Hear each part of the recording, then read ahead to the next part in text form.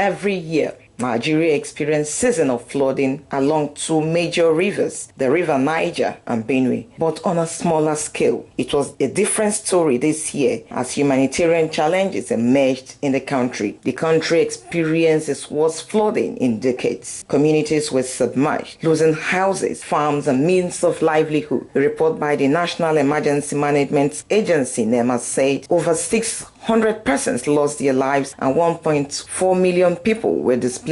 Speaking on the reason for the flooding, the member representing Kana Federal Constituency in the House of Representatives, Honorable Dumne Mena Deko, blamed the challenge experienced in Nigeria on failure by government to put in place measures to mitigate the natural disaster. Well, the issues of flooding, in most cases they are natural disasters, but there are also some that we can handle.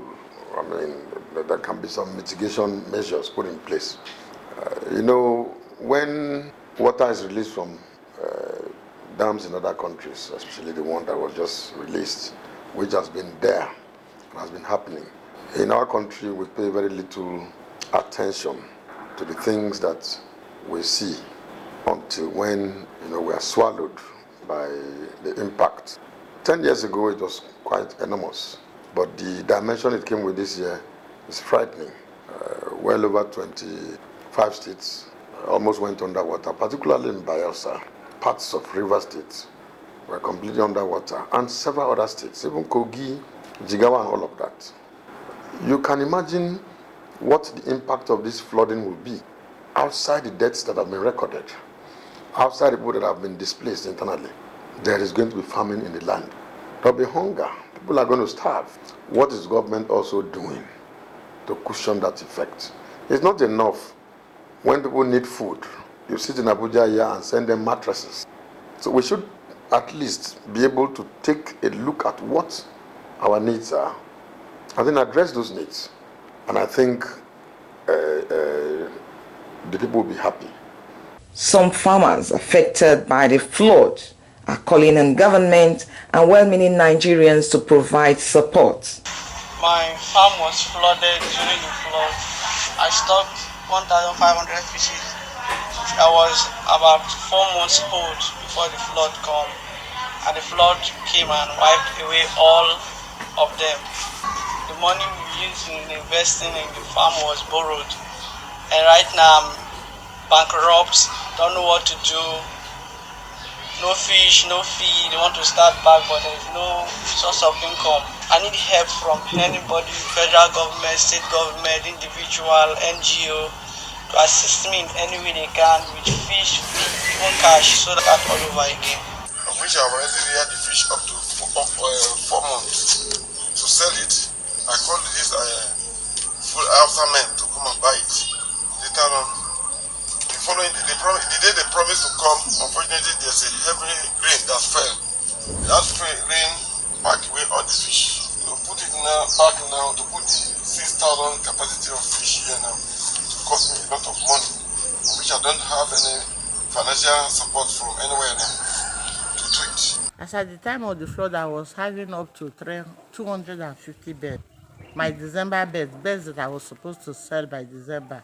Well, as the flood comes suddenly, in my area it came suddenly, the whole cage, all of them were submerged, including where I used to keep my goats, because I have some goats too. We are crying out to government to really help us, because right now we are all handicapped.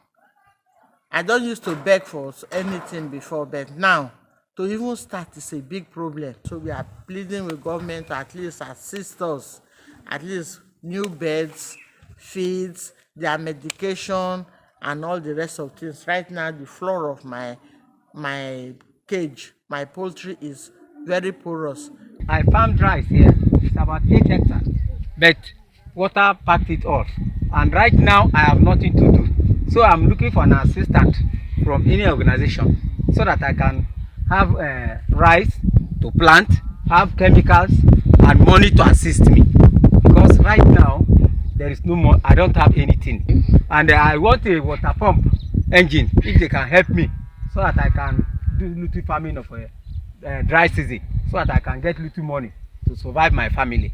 The coordinator of Farmers Home Foundation, Chioma Ofunagaro, on her part called on the federal government to provide palliative as a matter of urgency to support farmers across the country, especially those who wish to go into dry season farming. Farmland, so many terrible things have happened to farmers. The food security of this country is in jeopardy. To reduce crime to its minimal, people need to feed. Some of these farmers, the only way they survive, their only means of livelihood is through farming. And now there is no farming.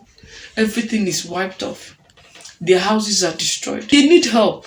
I applaud Nigerian government for already coming in to know what they can do and all. But I plead that this intervention should reach the real farmers in different states. International communities or any good-hearted Nigerian can come in and help out so that there'll be another hope for these farmers, so that they will get seedlings to start again. A similar disaster happened in 2012 and that affected 134,371 persons. Displaced 64,148 persons were killed. It was expected the Nigerian government would have learned from that experience. Honorable Deko is proposing the dredging of rivers and building of more dams in the country as measure to forestall the reoccurrence of this disaster.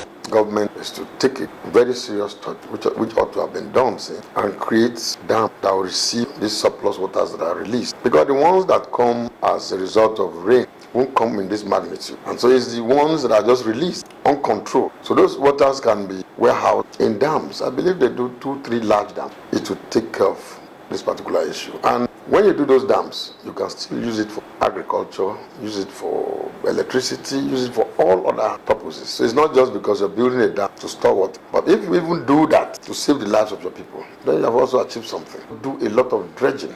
If you dredge the lower Niger, even dredge the River Benue, you will discover that the volume that will even go into the dams will not be too much. And so it's better that government takes those opportunities and do something and make it as a strategic development plan, so that if they say they're going to achieve it in 3 years, let us know in the next 3 years, before the next major flooding comes, we're ready. The National Emergency Management Agency, NEMA, however, predicts that flooding occurs in this magnitude every 10 years and has therefore warned that the 2032 would be more disastrous than the two in 2012 and 2022. Nigerian analysts and commentators are now calling on government to put in place measures to forestall a reoccurrence.